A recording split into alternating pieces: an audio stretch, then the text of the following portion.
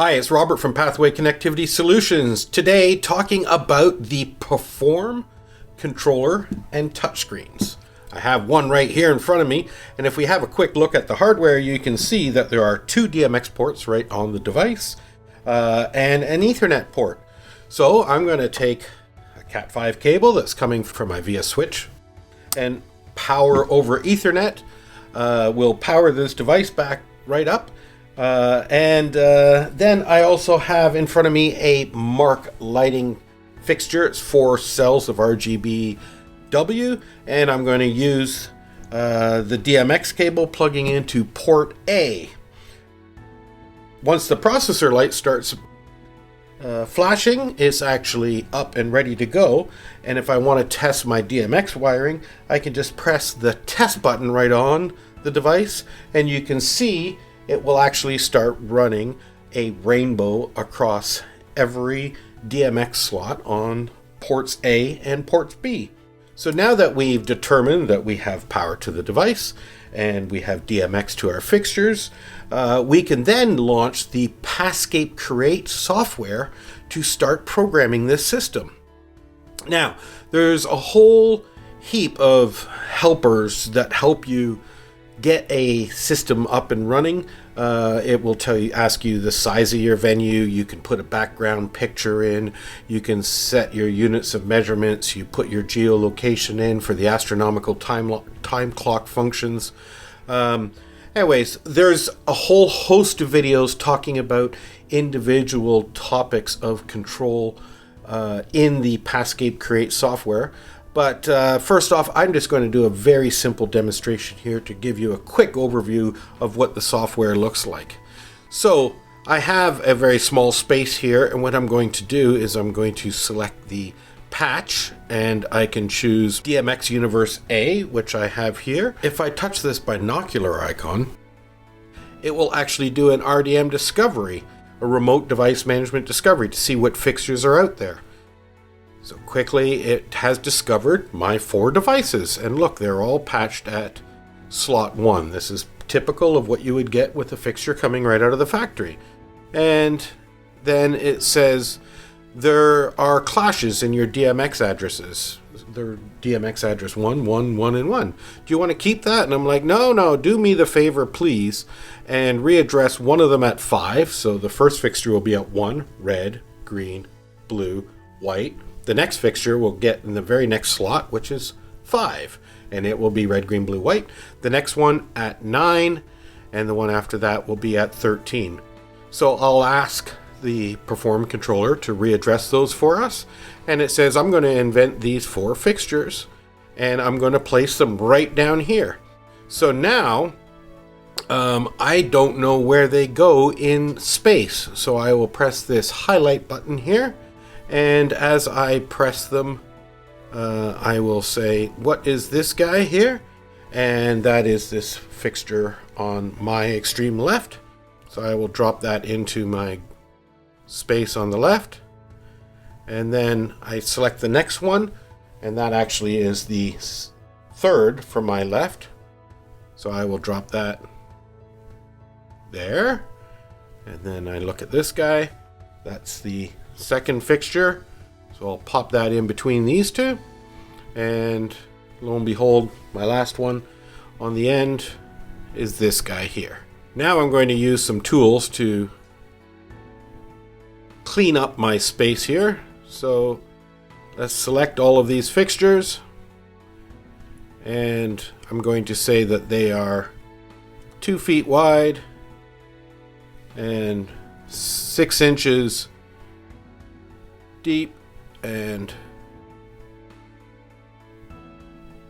then if I right click, I can say align these guys to the top, and now that starts to look a little bit more like my linear fixture. So now I can highlight these guys, and I can just touch each fixture, and I get the 1st, the 2nd, the 3rd, and the 4th.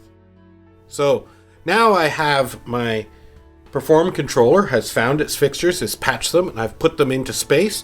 What we next want to do is give a different look to these. So inside of my working space here, I will add a look, and I will add a static look, and I will drop that down there, and it says, all right, so addressing all of the fixtures, I could make them red.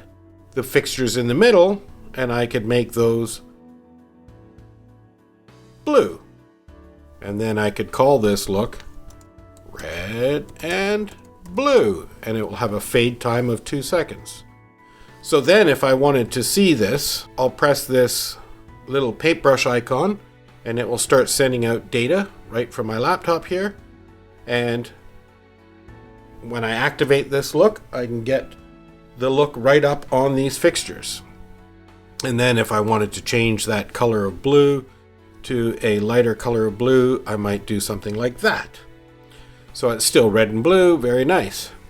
Now one of the other sort of looks that we can put in here is I can say, let's have a dynamic look. And I will drop that in here, and immediately it starts running a dynamic look. Now there is a whole bunch of canned looks that you can use. So let's just do here a very simple chasing rainbow.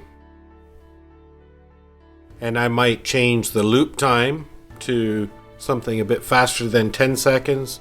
We'll do a loop time of 5 seconds, and I can change its direction, and then I'll call this rainbow. So now I have inside of my space, I have my 4 fixtures, I have a static look that looks like that, and I have another look called the rainbow. Now, if I wanted to just leave these as standalone, and what I could do is using the rotary coder on the front, say I have access to this and I just want it every time it boots up to play the rainbow. What I will do is I will go into tag my looks with my rotary dial here. So under control, I go into tag looks, and I have the rainbow, and I'm going to put the rainbow on rotary dial position 1. And I'm going to take the red blue look and put that on rotary position 2. So if I can commit this, I'm going to upload this project to the controller. It has uploaded successfully. I will take it out of live mode, and now the controller is in standalone mode. Right now the rotary position is at 0. It's the general run mode. But if I move it to position 1, then it will start running a rainbow across my marked fixture. And then if I move it to position 2, it will then do that static look that we built before. Now, obviously, you want a controller as powerful as this to do a lot more than just run one look every time it boots up. I'm going to rotate this back to the run mode, and I'm going to now add one of the touchscreens. We have an 8-inch touchscreen that can be run in portrait mode or landscape mode. And we also have, I have one hooked up here. I have the 5-inch touchscreen that's actually hooked up and powered up here. So let me program what I want to happen on the Perform 5-inch screen. So I'll go back to the Create software here. And I'm going to add a device, and I'm going to add a 5-inch touchscreen. And I will just drop that right into the space here. I want a darker theme, so I will choose Onyx. And then in the project space, I will say, let's have look recalls on. And I can set all kinds of other parameters here. And then, do I want a welcome screen? Do I want the tags? Or do I want the schedule? Let me just say, no, I don't want any of those. And do I want a unlock code? Not in this situation. And then I'll just finish this. So I'll upload the project to the controller. And then we take a look at our touchscreen. We go into space 1. And I have the red-blue look that I could press there. And it will crossfade into rainbow when I hit the rainbow look, like that. So that's a very quick overview. Have a look at the rest of the series of videos for functionality on what a space is, what a timeline effect is, how to use tags more effectively, how to do scheduling, or adding other protocols like ArtNet, KaiNet, or streaming ACN to talk to other devices on your network, like the Pathport DIN modules, like this guy here. I have an 8-port DIN. So, have a look at those videos, and until next time, I am Rob from Pathway Connectivity Solutions.